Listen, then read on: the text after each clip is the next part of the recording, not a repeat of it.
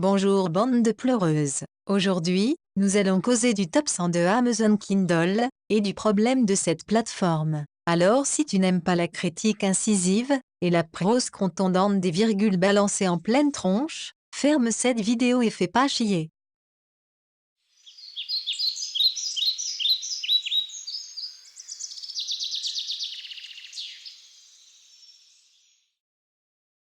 L'idée même de Amazon Kindle est alléchante, hélas, elle pèche par son ouverture aux amateurs qui remplissent ce catalogue. L'abonnement Kindle à 9,99 € par mois te permet de lire autant de livres que tu veux, ce qui te donne sûrement une belle érection à l'idée de sauter sur bon nombre de bouquins. Hélas, car il y a un hélas de taille, plus gros que ta bite, cette plateforme est plutôt destinée aux amateurs, et à une poignée d'auteurs célèbres. Cette plateforme est avant tout un tremplin pour les auteurs auto-édités, qui en profiteront pour faire leur premier saut, avant de se ramasser 10 étages plus bas comme des merdes. Ça vous étonne?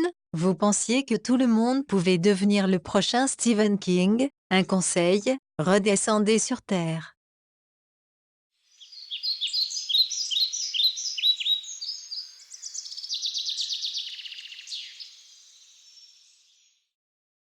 Si cette vidéo s'appelle pompeusement l'explication du top 100, pas besoin de travailler chez Amazon pour analyser les livres du top 100. Un peu de recherche et de déduction permettent rapidement de se faire une idée, bien gerbante en conclusion. Ma première impression, en parcourant le top 100 Kindle, fut qu'il était vérolé par les auteurs indépendants, des bleu bits en gros. Par ce terme, j'entends à la fois les livres clairement identifiés comme auto-édités, mais aussi les livres d'éditeurs inconnus au bataillon. Respect pour les éditeurs indépendants. Ce sont les David sans fronde qui affrontent des Goliaths avec des boulettes de papier. Prenons par exemple les 20 premières ventes Kindle, soit les cadors du top 100. Au moment où j'ai créé ces lignes, seuls 6 livres sur les 20 premiers sont les productions de grands éditeurs. Tous les autres sont signés uniquement du nom d'un auteur, ou issus d'un éditeur peu connu, qui masque bien souvent un auteur indépendant. Jusqu'ici, il n'y a pas de quoi chialer. Au contraire, ce pourrait même être un signe très positif,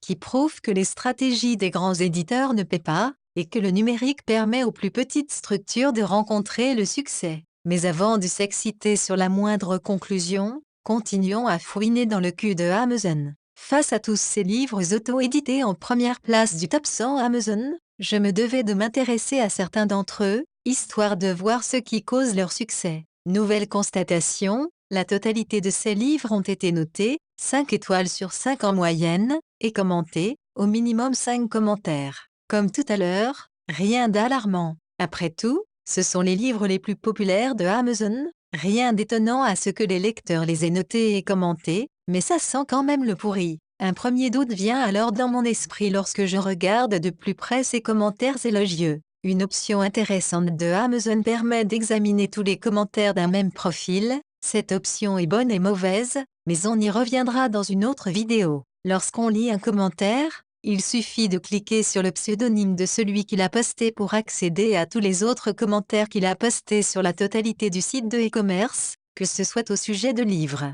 mais aussi de tous les autres produits vendus par Amazon. Je remarque assez vite que parmi les commentaires de Susboul, un nombre assez important n'ont posté qu'une seule critique sur Amazon. Autrement dit, la plupart des lecteurs qui encensent un même livre n'ont jamais commenté aucun autre article acheté sur Amazon. Il faut ici admettre qu'il est assez étrange qu'une personne ne poste qu'un seul commentaire sur tout le site de e-commerce. Après tout, soit un internaute aime ouvrir sa gueule, et le fait sur tout et n'importe quoi, soit il n'aime pas donner son avis et il ne commente jamais. Je comprends donc assez vite qu'un bon nombre des commentaires élogieux sont des faux commentaires. Putain, les pleutres. Vous me direz, chère petite pleureuse, que je vais un peu vite en besogne. C'est vrai. Après tout, ces livres sont censés être le meilleur de Amazon, le top du top.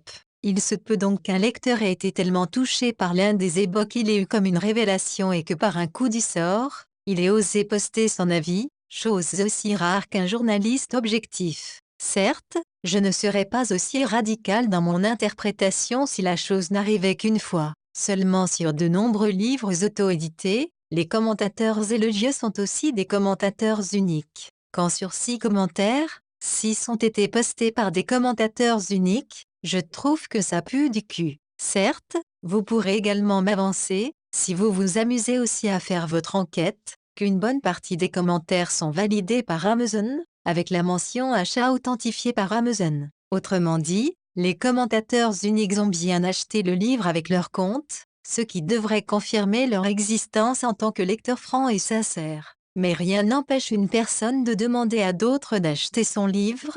Bah oui, les amis et la famille, ça sert à ça. Pour confirmer malgré tous mes doutes sur les commentaires, car je suis une grosse chieuse qui aime fouillonner, j'ai pris le problème en sens inverse, j'ai examiné les nombreux commentaires d'un livre édité par un grand éditeur. J'ai alors réalisé que la quasi-totalité des commentateurs de ces livres connus sont des commentateurs multiples, qui ont déjà laissé des commentaires sur d'autres livres, mais aussi sur des produits qui n'ont rien à voir avec la littérature. Mes doutes se confirment, il y a quelque chose de pourri dans le royaume des auto-édités Amazon, mais ça, on s'en doutait un peu. Arrivé à ce point, je ne lâche rien et fouine plus en profondeur, en faisant des recherches sur les auteurs indépendants mis en avant dans le top 100 Amazon, nos fameux winners.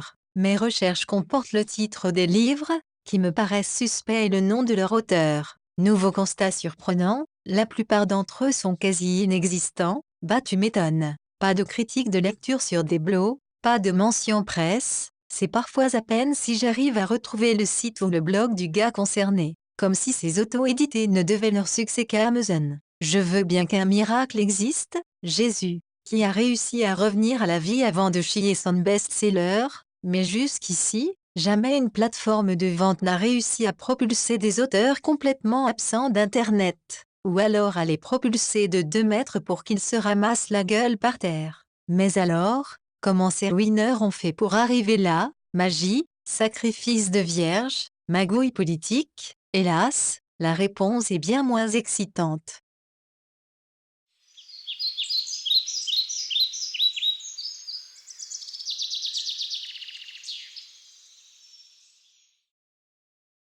Notre auteur amateur qui s'est autopropulsé vers les sommets du néant, oui ça existe, peut facilement rejoindre le top 100, cette catégorie dont il pourra parler à ses amis. Je suis classé parmi les 100 meilleurs, mais tu sais, j'ai bossé pour ça. Alors la question à se poser est la suivante. Comment ce trou du cul à la plume boiteuse a pu réussir ce tour de force? A-t-il sucé des dirigeants de Amazon? Possède-t-il des documents compromettants sur le PDG de cette boîte? Non, rien de tout ça. Il a juste demandé à ses amis d'acheter ses livres et d'écrire des critiques élogieuses. Et là, vous allez me dire, fais pas ta pute, tu vois le mal partout. C'est une sorte de publicité déguisée. Ok, mais cette pratique a un gros défaut. À titre d'exemple, je vous explique la technique. Roger de Narbonne édite son premier livre, Gros Rider, Les aventures d'une archéologue court vêtue. Le bouquin fait 89 pages, il en a chié des mois pour l'écrire, la correction fut un parcours du combattant et le type se voit déjà aux côtés de Tolkien et autres Kim Newman. Hélas, ses ventes stagnent, rien, nada, pas de zob. Et c'est là qu'une idée lui vient, notre gars réclame à ses amis d'acheter son livre. L'ouvrage, mis à 2,99 € ne leur fera pas mal au cul, et en quelques jours de publicité sur Facebook c'est bon. Mais Roger de Narbonne en a encore une dans la manche, il leur demande des critiques, de bonnes critiques. Et c'est là que vient le problème. Car en faisant monter son livre dans les ventes, notre gars s'expose, son livre se lit paf. Le couperet tombe. Des gars qui aiment lire lui tombent dessus et lui assènent des tacles bien sentis. En même temps, ses amis lui placent quelques bonnes critiques, ce qui doit alerter l'œil expert de tout futur lecteur. Sur Amazon Kindle, il y a 2 types de critiques négatives. Les péteux, qui lisent des merdes pour se plaindre après, appelons-les des scatophiles, et le lecteur lambda, appelons-le lecteur lambda. Si vous regardez les critiques, vous pouvez voir les autres avis du rédacteur de la critique et c'est là que la magouille de Roger de Narbonne prend l'eau. Si le lecteur scatophile est facilement identifiable à travers sa liste de critiques, celle des lecteurs lambda l'est tout autant car ils lisent de tout et surtout des bons livres. Et là, en plein milieu, tu as les commentaires élogieux des amis de Roger de Narbonne, qui le sucent comme une Instagrammeuse invitée à Dubaï pour baiser avec un émir milliardaire. Les amis de Roger de Narbonne n'ont souvent qu'une seule critique, celle de ce livre, et c'est là que la magouille saute aux yeux.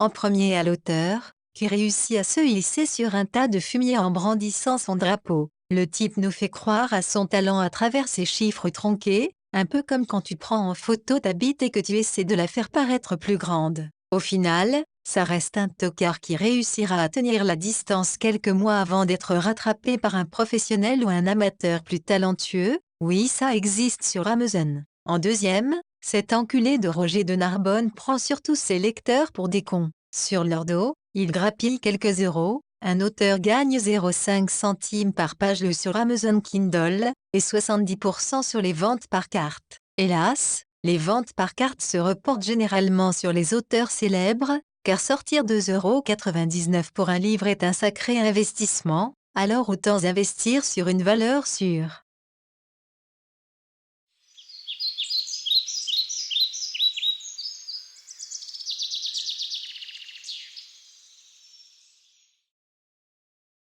Qu'une personne magouille pour réussir ne me dérange pas, c'est la vie, et si le gars fait bien son job sans flouer ses lecteurs, où est le mal? Mais profitez de vos lecteurs et honteux. Vous écrivez pour eux, vous existez à travers eux. Un lecteur ne te connaît pas, il n'a aucun avis sur ta personne et il accueille ton livre sur les bases des critiques et sur ton résumé. Et toi, tu trahis sa confiance. Rien que pour ça, tu es un gros bâtard.